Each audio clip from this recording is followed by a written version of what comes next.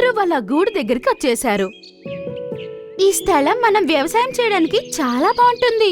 మనము వ్యవసాయం ఇక్కడే చెయ్యాలి. కుంకుమ్కి అతి ఆశ ఎక్కువ. దానివల్ల అది ఇలా ఆలోచిస్తుంది. లేదు లేదు, ఇది నా గూడు నుంచి చాలా దూరంగా ఉంది. నువ్వు ఒక పని చెయ్యి. నువ్వు నా గూడు దగ్గర వ్యవసాయం చేయి.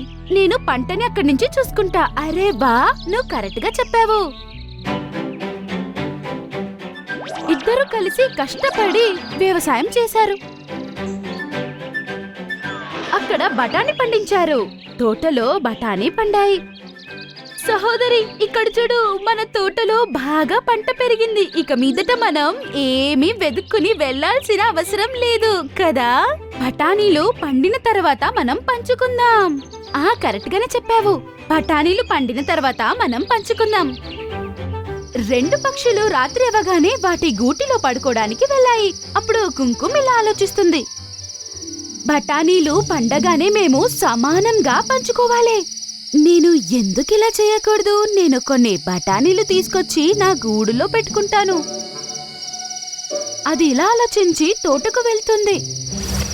మరియు రాత్రి పచ్చి బఠానీలు తీసుకొచ్చి తన గూడులో పెట్టుకుంటుంది. రాత్రంతా అది అదే పని చేస్తూ ఉంది. అలా ఆ బఠానీలన్నీ అది పోగు చేసింది.